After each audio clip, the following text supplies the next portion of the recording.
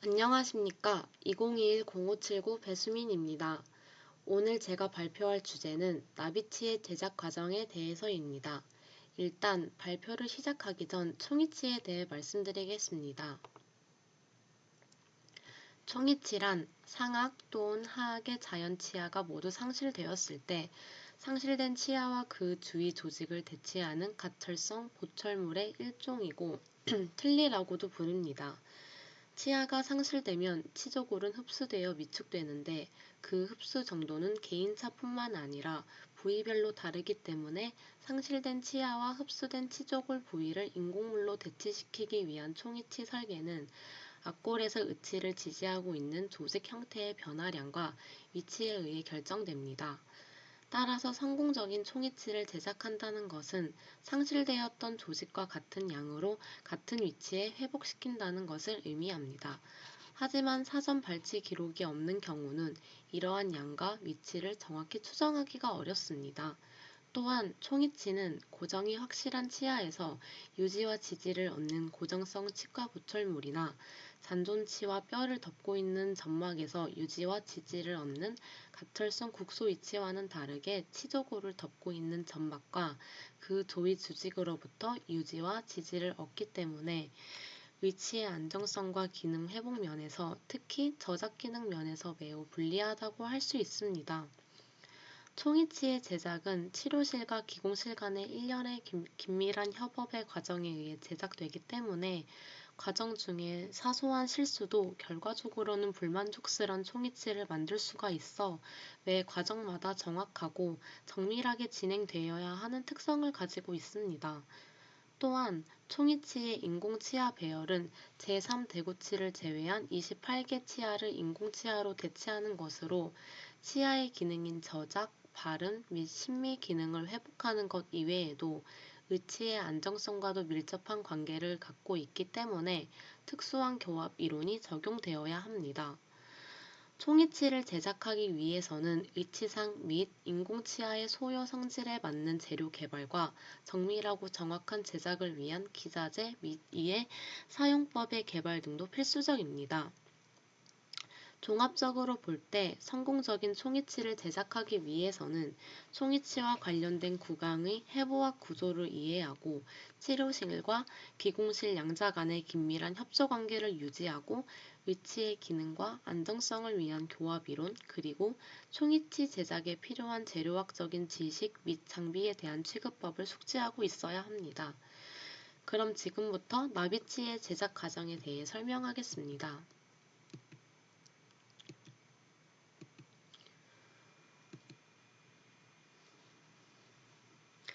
구강 내 잔존치가 없는 무치약 상태의 환자에게 치과 기공의 이론적 배경과 손에 익혀진 기술로 인공 대치물, 즉 틀니를 장착하는 것입니다.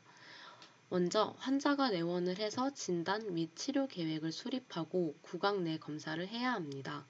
검사를 마친 후에 예비 인상을 체득합니다. 예비 인상은 주로 기성 트레이를 사용합니다. 개인 트레이 형성 시 위치 주위의 점막 움직임과 조화된 의치상 변연부의 형태를 얻기 위해 개인 트레이 변연을 형성합니다. 구강 내 점막 상태를 작업 모형에 정확하게 재현하기 위해 무치약 기능 인상을 체득합니다. 개인 트레이 제작 시 가장 중요한 것은 외형선의 설정입니다. 트레이의 형태는 완성된 총이치의 형태와 유사해야 하나 가장자리는 임프레션 컴파운드나 보덜 몰딩 왁스로 하는 근압 형성을 위한 공간을 확보하기 위해 후연부 외에는 일률적으로 2~3mm 짧게 제작되어야 합니다.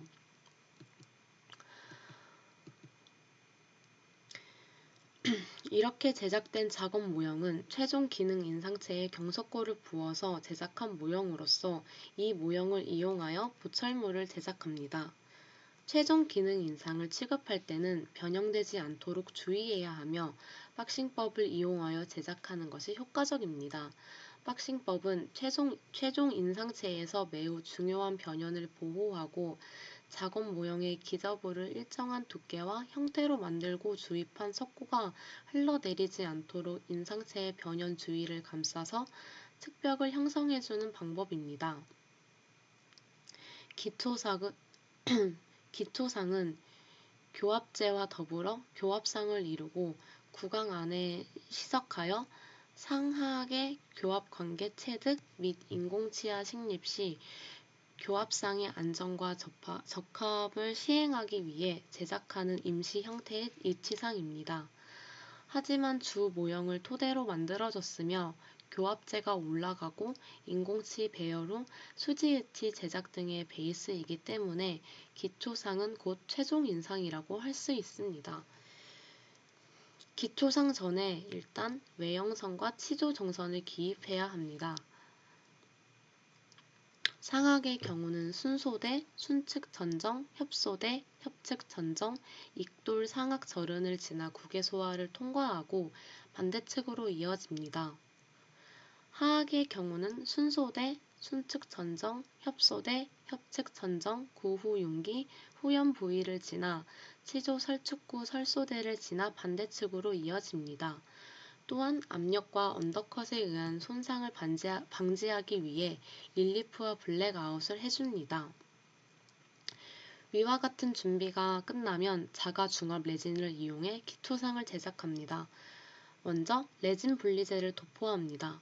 혼합 용기에 레진액을 먼저 붓고 레진 분말을 첨가하여 혼합합니다. 용기에서 병상의 레진을 제거하여 손바닥에 놓고 균일한 두께로 넓게 펴줍니다. 2~3mm 정도의 균일한 두께로 구개 부위부터 치조제 그리고 변연을 향해 펴 나갑니다. 완전히 경화되면 모형상의 기초상을 분리하여 과잉된 부분과 두꺼운 부위를 트리밍합니다. 하악은 상악과 달리 레진을 롤 상태로 길게 형성하고 치조제에 넣고 변연으로 연장합니다. 연마하여 외형선의 변연이 일치하도록 하고 두꺼운 부위는 삭제하여 2~3mm의 적절한 두께로 형성합니다. 기초상이 마무리되면 교합제를 베이스 플레이트 왁스로 제작합니다.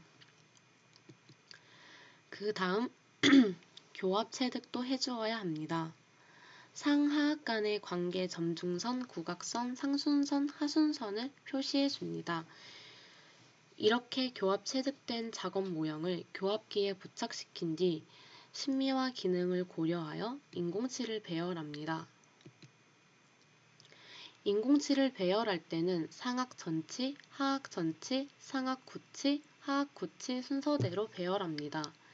인공치아를 배열하는 순서는 대부분 심미적인 면을 고려하여 상하악 전치를 먼저 배열하고 기능과 관계된 구치부를 나중에 배열하는 것이 일반적입니다.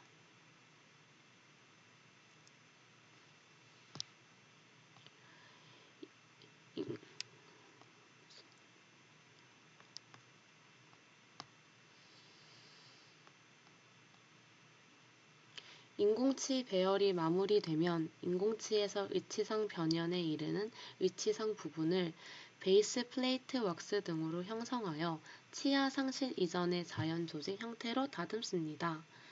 인공치아가 배열된 후에 의치상이 자연스러운 치은 형태와 유사하게 되도록 조각하는 과정을 치은 형성이라고 하는데 위치에 적절한 심미적 형태를 부여하고 발음 시 불편함이 없을 뿐만 아니라 환자에게 자연감을 줄 수 있도록 해야 합니다.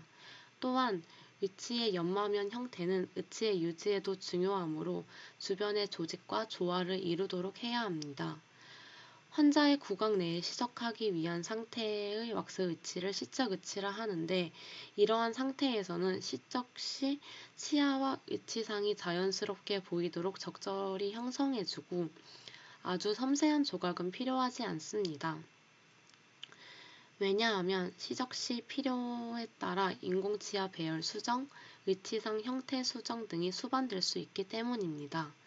이러한 과정을 통해 의치의 유지와 만점 및 저작과 발음, 심미 기능을 향상시키게 됩니다.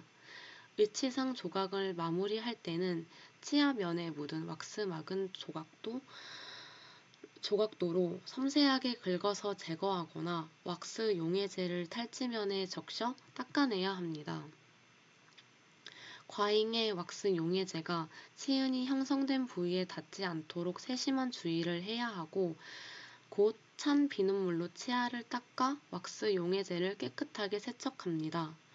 레진 치아에 묻은 왁스를 제거하는 것은 대단히 중요한 과정인데 왁스가 남은 상태로 메모리 되면 왁스 제거 후 공간이 되어 레진 전입 시 의치상 레진이 치아에 피복되어 심미적으로 좋지 않고 연마 과정을 어렵게 할 수도 있습니다. 왁스 의치 상면에 긁힌 자국이 없도록 알코올 토치로 가볍게 불꽃을 쪼여줍니다. 의치상 조각이 적절히 시행되었으면 치음 부위의 단면은 둥글게 되고 의치 상면은 평활하게 됩니다. 모든 과정이 끝난 후 환자의 구강 내에 장착을 해보고 신미성과 교합 상태, 기능적인 면을 점검하고 필요한 부분은 수정하고 완성이 되면 그 다음 단계로 넘어갑니다. 이러한 과정을 통해 나비치 단계는 마무리됩니다. 이상으로 발표를 마치겠습니다. 감사합니다.